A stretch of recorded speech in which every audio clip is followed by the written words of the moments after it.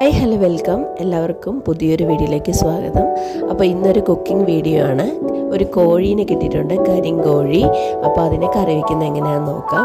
അപ്പോൾ രാവിലെ തന്നെ ഹസ്ബൻഡ് പോയി അതിനെ ക്ലീൻ ചെയ്തൊക്കെ വാങ്ങിയിട്ട് വന്നു. ഇപ്പോൾ അത് കഴുകിക്കൊണ്ടിരിക്കുകയാണ്. അപ്പോൾ കോഴിയുടെ ഉള്ളിൽ നിറയെ മെച്ചുറാകാത്ത മുട്ട ഉണ്ടായിരുന്നു കേട്ടോ. അപ്പോൾ അത് റോസ്റ്റ് ചെയ്യുന്നത് ഞാനൊരു ഷോർട്സ് ആയിട്ടിട്ടുണ്ട്. അപ്പോൾ ഞാൻ കോഴിയെല്ലാം നന്നായിട്ട് കഴുകിയിട്ട് ഒരു കുക്കറിനകത്തേക്ക് എണ്ണ ഒഴിച്ചു. അതിലേക്ക് പട്ട, ഗ്രാമ്പൂ, ഏലക്ക, പെരുംജീരകം ഇങ്ങനെയുള്ള സാധനങ്ങളെല്ലാം ഇട്ട് കൊടുത്തേ. ഇത് എൻ്റെ മാത്രം റെസിപ്പിയാണ്, അപ്പോൾ ഒന്ന് കണ്ടു നോക്കൂ.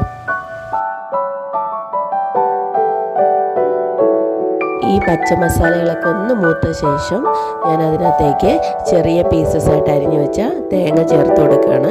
ഇത് നല്ല ടേസ്റ്റ് ആയിരിക്കും കറിയിൽ കിടക്കുമ്പോൾ കേട്ടോ. അപ്പോൾ അതിഷ്ടമാണ് എല്ലാവർക്കും, അത് കാരണമാണ് അങ്ങനെ ചേർത്തത്. അപ്പോൾ ഒരു കാൽഭാഗം, തേങ്ങയുടെ കാൽഭാഗം ഞാനത് ചേർത്തിട്ടുണ്ട്. എന്നിട്ട് അതും നന്നായിട്ട് എണ്ണയിലൊന്ന് മൂപ്പിച്ചു.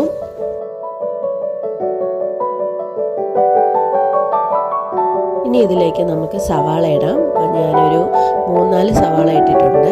കൊച്ചുള്ളിയും കൂടെ ചേർത്തിട്ടുണ്ട്. സവാളയും കൊച്ചുള്ളിയും കൂടെ ചേർത്തിട്ടാണ് ഇട്ടത്. അപ്പോൾ നല്ലൊരു ടേസ്റ്റ് കിട്ടും. ഇഞ്ചിയും പച്ചമുളകും വെളുത്തുള്ളിയും കൂടെ ചതച്ചത് ചേർത്തു. അത് നന്നായിട്ട് മൂത്ത ശേഷമാണ് ഞാൻ തക്കാളി ഇട്ടത്. അത് ഷൂട്ട് ചെയ്യുന്നുണ്ടെന്ന് ഞാൻ വിചാരിച്ചു, പക്ഷേ അത് ഷൂട്ടായിട്ടില്ല. പിന്നെ ഈ തക്കാളിയും സവാളയും എല്ലാം നന്നായിട്ട് വഴറ്റിയ ശേഷം അതിലേക്ക് നമുക്ക് ചിക്കൻ്റെ പീസസ് ഇട്ട് കൊടുക്കാം.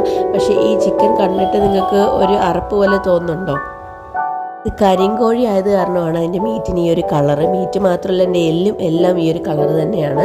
പിന്നെ ഞാൻ ഇച്ചിരി ഉപ്പുപൊടിയും മഞ്ഞൾപ്പൊടിയും ആവശ്യത്തിന് വെള്ളമൊക്കെ ഒഴിച്ചിട്ട് കുക്കറൊന്ന് മൂടി വെച്ച് വേവിക്കാൻ പോവുകയാണ് കേട്ടോ. അപ്പോൾ ഞാൻ മറ്റേ അടുപ്പിൽ മരിച്ചീനിയും കൂടെ വേവിക്കാനായിട്ട് വച്ചിട്ടുണ്ട്. ശരിക്കൊരു 7 വിസിലടിച്ചിട്ട് തുറന്നപ്പോൾ ഈ ഒരു പരുവത്തിലായിട്ടുണ്ട് ചിക്കൻ. അപ്പോൾ ഇത് നന്നായിട്ട് നെയ്യൊക്കെ ഇതിനകത്ത് നിന്ന് ഇറങ്ങിയിട്ടുണ്ട് കേട്ടോ. ഒത്തിരി നെയ്യ് ഇറങ്ങിയിട്ടുണ്ട് ഇതിന്ന്.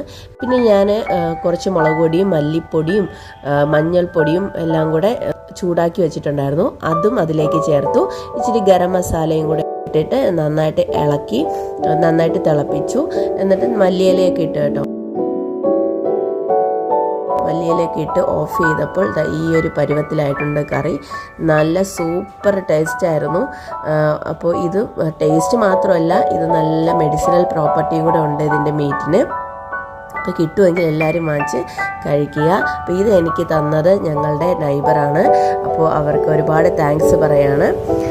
ഓക്കെ, അപ്പം പുതിയൊരു വീഡിയോയുമായിട്ട് വീണ്ടും കാണാം. എൻ്റെ ചാനൽ ഇഷ്ടമാണെങ്കിൽ please like, share and subscribe. Thank you.